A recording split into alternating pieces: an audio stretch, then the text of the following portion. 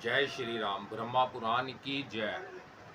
राजा को स्वप्न में और प्रत्यक्ष भी भगवान का दर्शन, भागवत प्रतिमाओं का निर्माण, स्थापन और यात्रा की महिमा। ब्रह्मा जी कहते हैं, मुनिवरों, इस प्रकार स्तुति करके राजा ने समस्त कामनाओं को पूर्ण करने वाले सनातन पुरुष जगन्नाथ भगवान वासुदेव को प्रणाम किया और चिंता मग्न हो पृथ्वी पर कुश और वस्त्र बिछाकर भगवान का चिंतन करते हुए वह उसी पर सो गए। सोते समय उनके मन में यही संकल्प था कि सबकी पीड़ा दूर करने वाले देवादिदेव भगवान जनार्दन कैसे मुझे प्रत्यक्ष दर्शन देंगे। सो जाने पर देवादिदेव जगत गुरु भगवान वासुदेव ने राजा को स्वप्न में अपने शंख चक्र और गदा धारण करने वाले स्वरूप का दर्शन कराया। राजा इंद्रधूम ने बड़े प्रेम से भगवान का दर्शन किया। वह शंख और चक्र धारण किए हुए थे। उन्होंने शंख नामक धनुष और बाण भी धारण कर रखे थे। उनका स्वरूप प्रलयकालीन सूर्य के समान देप्यमान हो रहा था। वह प्रज्वलित तेज के विशाल मंडल प्रतीत होते थे। उनका श्री अंग नीले पुखराज के समान श्याम था। वह गरुड़ के कंधे पर विराजमान थे और उनके आड़ बुझाई शोभा पा रही थी। दर्शन देकर भगवान ने उनसे कहा, राजन, तुम्हें साधुवाद है। तुम्हारे इस दिव्य यज्ञ से, भक्ति से और श्रद्धा से मैं बहुत संतुष्ट हूँ। महिपाल, तुम व्यर्थ क्यों सोच में पड़े हो। राजन, यहाँ जो जगत पूज्य सनातनी प्रतिमा है, उसकी प्राप्ति उपाय तुम्हें बतलाता हूँ।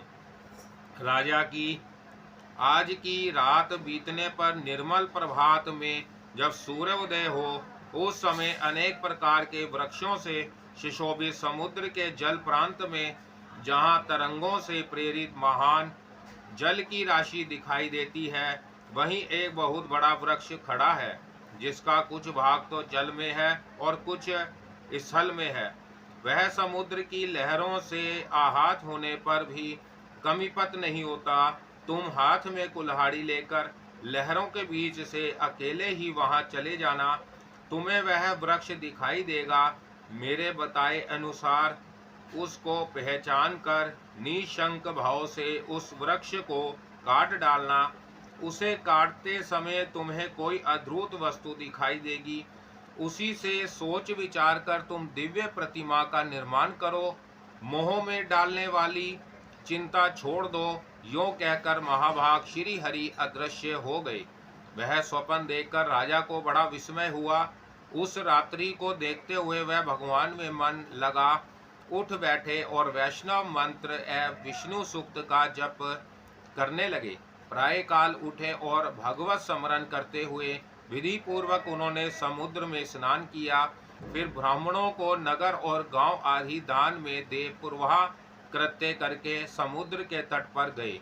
वहां अकेले ही महाराज ने समुद्र की महावेला में प्रवेश किया और उस तेजस्वी महावृक्ष को देखा।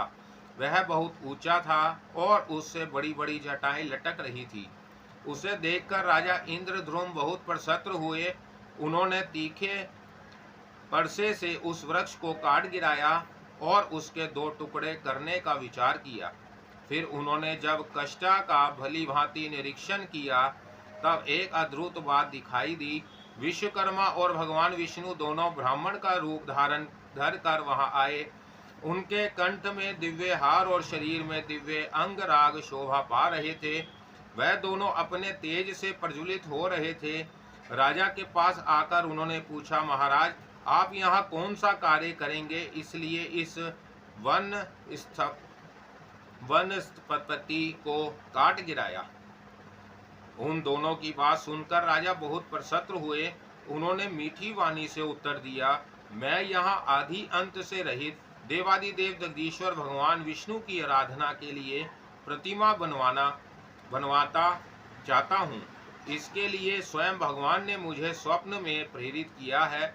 राजा की यह बात सुनकर भगवान जगन्नाथ ने हंसकर कहा, महाराज, आपका विचार बड़ा उत्तम है। इसके लिए आपको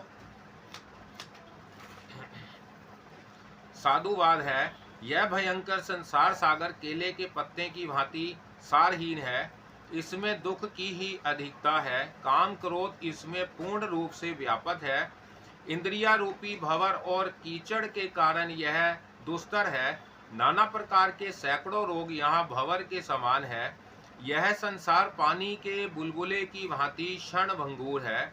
इसमें रहते हुए जो आपके मन में भगवान विष्णु की आराधना का विचार उत्पन्न हुआ, यह बहुत ही उत्तम है। महाभाग, आइए इस वृक्ष की शीतल छाया में हम दोनों के साथ बैठिए। यह मेरे साथी एक श्रेष्ठ शिल्पी हैं। यह सब प्रकार के शिल्प कर्म में साक्षात विश्वकर्मा के समान निपुण है। आप किनारा छोड़कर चले आइए, ये मेरे बताए अनुसार प्रतिमा तैयार कर देंगे। ब्राह्मण की बात सुनकर राजा इंद्रद्रुम समुद्र का तट छोड़ उनके पास चले गए और वृक्ष की शीतल छाया में बैठे। तदंतर ब्राह्मण रूपधारी विश्वात्मा भगवान ने शिल्पियों में प्रधान विश्वकर्मा को आज्ञा दी, तुम प्रतिमा बनाओ। भगवान श्री कृष्ण का रूप परम शांत हो। उनके नेत्र पद पत्र के समान विशाल होने चाहिए। वह वक्ष स्थल पर श्री वत्स चिन्ह तथा कोसो मणि और हाथ में शंख चक्र एवं गदा धारण किए हुए हो। दूसरी प्रतिमा का विग्रह दुग्ध के समान गौरवर्ण हो। उसमें स्वास्तिक का चिन्ह होना चाहिए। वह अपने हाथ में हल धारण किए हुए हो। उनका नाम महाबली अनंत बलराम जी होगा। देवता, दानव, गंधर्व, यक्ष, विद्याधर और नाग कोई भी उनका अंत नहीं जानते, इसलिए वह भगवान अनंत कहलाते हैं। तीसरी प्रतिमा भगवान वासुदेव की बहन सुभद्रा देवी की होगी। उनके शरीर का रंग सुवर्ण के समान गौर एवं सुंदर शोभा से युक्त होना चाहिए। उनमें समस्त शुभ लक्षणों का समावेश होना आवश्यक है। भगवान का यह कथन सुनकर उत्तम कर्म करने वाले विश्वकर्मा ने तत्काल उत्तम लक्षणों से युक्त प्रतिमाएं तैयार कर दी। पहले उन्होंने बलभद्र जी की मूर्ति बनाई। उनका वर्ण शरद काल के चंद्रमा की भांति श्वेत था। नेत्रों में कुछ कुछ ललिमा थी। उनका शरीर विशाल और मस्तक फनाकार होने से विकट जान पड़ता था। वह नील वस्त्र धारण किए बल के अभिमान से अद्भुत प्रतीत होते थे। उन्होंने एक कुंडल धारण कर रखा था। उनके हाथों में गदा और मुसल शोभा पाते थे। उनका स्वरूप दिव्य था। द्वितीय विग्रह साक्षात भगवान वासुदेव का था। उनके नेत्र कमल के समान प्रफुल्लित थे। शरीर की कांति नील मेघ के समान श्याम थी। उनकी श्याम आभा तीसी के फूल की सी प्रतीत होती थी। बड़े बड़े नेत्र कमल पत्र की उपमा धारण करते थे। शरीर पर पीताम्बर शोभा पा रहा था। वक्ष स्थल में श्री वत्स का चिन्ह तथा हाथ में चक्र था। इस प्रकार वह सर्प पापहारी श्री हरि बड़े दिव्य दिखाई देते थे। तीसरी प्रतिमा सुभद्रा की थी, जिनके देह की दिव्य कांति सोने की सी दमक रही थी। नेत्र कमल पत्र के समान विशाल थे। उनका अंग विचित्र वस्त्र से आच्छादित था। वह हार और केयोर आदि विचित्र आभूषणों से सुशोभित थी। गले में रत्नमय हार लटक रहा था। इस प्रकार विश्वकर्मा ने उनकी बड़ी रमणीय प्रतिमा बनाई। राजा इंद्रद्रुम ने यह बड़ी ही अद्भुत बात देखी। तब प्रतिमाएं एक ही क्षण में बन गई। सभी दो दिव्य वस्त्रों से आच्छादित थी। सबका भांति भांति के रत्नों से श्रृंगार किया गया था और सभी अत्यंत मनोहर एवं समस्त शुभ लक्षणों से संपन्न थी। उन्हें देखकर राजा अत्यंत आश्चर्यमग्न होकर बोले, आप दोनों ब्राह्मण के रूप में साक्षात देवता तो नहीं पधारे हैं। आप दोनों के कर्म अद्भुत हैं। आपके व्यवहार देवताओं से हैं। निश्चय ही आप मनुष्य नहीं जान पड़ते। आप देवता है या मनुष्य, यक्ष है अथवा विद्याधर। आप ब्राह्मण और विष्णु तो नहीं हैं। दोनों अश्वनी कुमार तो नहीं हैं। आप मायामय रूप से स्थित हैं। अतः आपके यथार्थ स्वरूप को मैं नहीं जानता। अब आप ही दोनों की शरण में आया हूँ। मेरे सामने अपने स्वरूप को प्रकाशित कीजिए। श्री भगवान बोले, मैं देवता, यक्ष, दैत्य, देवराज, इंद्र, ब्रह्मा अथवा रुद्र नहीं हूँ। मुझे पुरुषोत्तम समझो। मैं समस्त लोकों की पीड़ा दूर करने वाला अनंत बल पुरुष से संपन्न और संपूर्ण भूतों का आराध्य हूँ। मेरा कभी अंत नहीं होता, जिसका सब शास्त्रों में उल्लेख किया जाता है, वेदांत ग्रंथों में वर्णन मिलता है, जिसे योगी जन ज्ञानमय एवं वासुदेव कहते हैं, वह परमात्मा मैं ही हूँ। स्वयं मैं ही ब्रह्मा, मैं ही विष्णु, मैं ही शिव हूँ। मैं ही देवराज इंद्र तथा मैं ही जगत का नियंत्रण करने वाला यम हूँ। पृथ्वी आदि 5 भूत त्रिविद अग्नि जलाधीप वरुण धरती और पर्वत भी मैं ही हूँ। संसार में जो कुछ भी वाणी से कहा जाने वाला स्थावर जंगम भूत है, वह मेरा ही स्वरूप है। यह चराचर विश्व मेरे अतिरिक्त कुछ भी नहीं है। नरपश्रेष्ठ, मैं तुम पर बहुत प्रसन्न हूँ। सुव्रत, मुझसे वर मांगो, तुम्हारे हृदय में जो अभिष्ट वस्तु हो वह तुम्हें दूंगा। जो पुण्यवान नहीं है उनको स्वप्न में भी मेरा दर्शन नहीं होता। तुम्हारी तो मुझ में दृढ़ भक्ति है, इसलिए तुमने मेरा प्रत्यक्ष दर्शन किया है। भगवान वासुदेव का यह वचन सुनकर राजा के शरीर में रोमांच हो आया। वह इस प्रकार स्तोत्र गान करने लगे। लक्ष्मीकांत, आपको नमस्कार है। श्रीपते, आपके दिव्य विग्रह पर पीत वस्त्र शोभा पाता है। आप लक्ष्मी प्रदान करने वाले और लक्ष्मी के स्वामी हैं। श्रीनिवास, आप लक्ष्मी के धाम हैं, आपको नमस्कार है। आप आदि पुरुष, ईशान, सबके ईश्वर, सब और मुख वाले, निष्कल एवं सनातन परम देव हैं, आपको मेरा प्रणाम है। आप शब्द और गुणों से अतीत, भाव और अभाव से रहित, निर्लेप, निर्गुण, सूक्ष्म, सर्वज्ञ तथा सबके रक्षक हैं। आपका स्वरूप वर्षा काल के मेघ के समान श्याम है। आप गौ तथा ब्राह्मणों के हित में संलग्न रहते हैं, सबकी रक्षा करते हैं, सर्वत्र व्यापक और सबको उत्पन्न करने वाले हैं। आप शंख, चक्र, गदा और मुसल धारण करने वाले देवता हैं। आपके श्री अंगों की सुषमा नील कमल दल के समान श्याम है। आप क्षीर सागर के भीतर शीर्ष नाग की शैया पर शयन करने वाले हैं। इंद्रियों के नियंता, सर्व पापहारी श्री हरि हैं, आपको नमस्कार करता हूँ। आप देव देवेश्वर, वरदाता, व्यापक, सर्व लोकेश्वर, मोक्ष के साधक तथा अविनाशी भगवान विष्णु हैं, आपको पुनः मेरा प्रणाम है। इस प्रकार भगवान का स्तवन करके राजा ने हाथ जोड़कर प्रणाम किया और धरती पर मस्तक टेक कर कहा, नाथ, यदि आप मुझ पर प्रसन्न हैं तो मैं यह उत्तम वर मांगता हूँ। देवता, असुर, गंधर्व, यक्ष, राक्षस, महानाग, सिद्ध, विद्याधर, संध्या, किन्नर, गुहाक, महाभाग, ऋषि, नाना शास्त्रों के प्रवीण विधान, सन्यासी, योगी, वेद तत्व का विचार करने वाले तथा अन्याय मोक्ष मार्ग के ज्ञाता, मनीषी पुरुष जिन निर्गुण, निर्मल एवं शांत परम पद का ध्यान करते हैं, उस परम दुर्लभ पद को मैं आपके प्रसाद से प्राप्त करना चाहता हूँ। श्री भगवान बोले, राजन, तुम्हारा कल्याण हो, सब कुछ तुम्हारी इच्छा के अनुसार होगा। मेरे प्रसाद से तुम्हें अभिलषित वस्तु की प्राप्ति होगी। नरपश्रेष्ठ, तुम 10,900 वर्ष तक अपने अखंड साम्राज्य का उपभोग करो।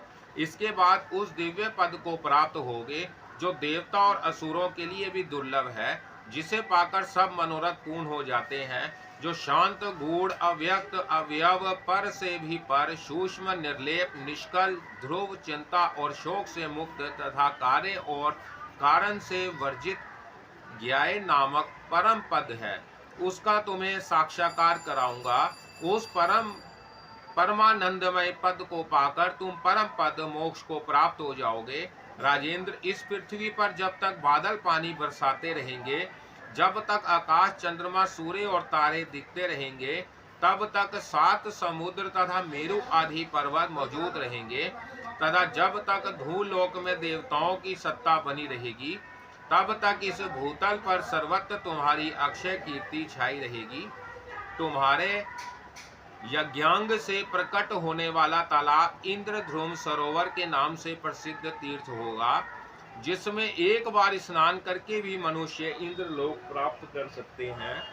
जो इस सरोवर के समुद्र तट पर पिंडदान करेगा, वह अपनी 21 पीढ़ियों का उद्धार करके इंद्रलोक को जाएगा और वहां विमान पर बैठकर अप्सराओं से पूजित हो गंधर्वों के गीत सुनता हुआ 14 इंद्रों की आयु पर्यंत निवास करेगा।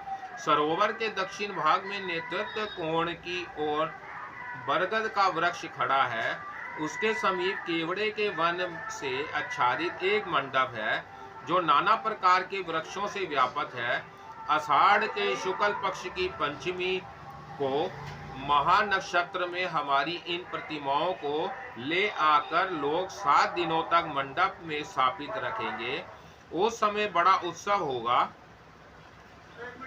सोने के दंड लगे हुए चवर तथा रत्न भूषित व्यंजनों द्वारा सब लोग हमें हवा करेंगे। इस प्रकार मंगल पाठ पूर्वक हमारी स्थापना होगी। ब्रह्मचारी, सन्यासी, श्रांतक, वानप्रस्थ, ग्रस्त, सिद्ध तथा अन्य ब्राह्मण नाना प्रकार के पदों वाले स्तोत्रों तथा रक, यजु एवं सामवेद की ध्वनि से बलराम और श्री कृष्ण की स्तुति करेंगे। उस समय जो मनुष्य भक्ति पूर्वक मेरा सत्वन दर्शन अथवा नमन करेगा, वह श्री हरि के शोभ्यमय धाम में विराजेगा। इस प्रकार राजा को वरदान दे विश्वकर्मा सहित भगवान विष्णु वहां से अंतर्धान हो गए। राजा के हर्ष की सीमा ना रही, उनका शरीर रोमांच हो गया। उन्होंने भगवान के दर्शन से अपने को कृतकृत्य माना। तत्पश्चात श्री कृष्ण, बलराम और वरदायिनी सुभद्रा को मणिकंचन जटित विमानकार रथों में बिठाकर वह बुद्धिमान नरेश अमात्य और मंत्रियों सहित मंगल पाठ तथा बाजे गाजे के साथ ले आए और फिर उन्हें परम मनोहर पवित्र स्थान में पधराया। फिर शुभ तिथि, शुभ समय, शुभ नक्षत्र और शुभ मुहूर्त में ब्राह्मणों के द्वारा उनकी प्रतिष्ठा कराई। उत्तम प्रसाद में वेदोक्त विधि पूर्वक प्रतिष्ठा करके उन सब विग्रहों को स्थापित किया। फिर भांति भांति के सुगंधित पुष्पों से विधिवत पूजा करके सुवर्ण, मणि, मोती और नाना प्रकार के सुंदर वस्त्र अर्पण किए। विविध प्रकार के दिव्य रत्न, आसन, ग्राम, नगर, राज्य तथा पुर आदि भी दान किए। इस प्रकार अनेक प्रकार का दान करके राजा ने समुचित रीति से राज्य किया और भांति भांति के यज्ञ करके अनेक बार दान दिए। फिर कृतकृत्य होकर राजा ने समस्त परिग्रहों का त्याग कर दिया और अत्यंत उत्कृष्ट स्थान भगवान विष्णु के परम पद को प्राप्त कर लिया।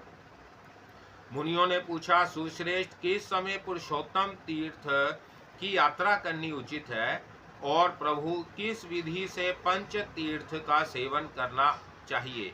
स्नान दान रूप एक एक तीर्थ का और देव दर्शन का जो पृथक पृथक फल हो, वह सब बताइए।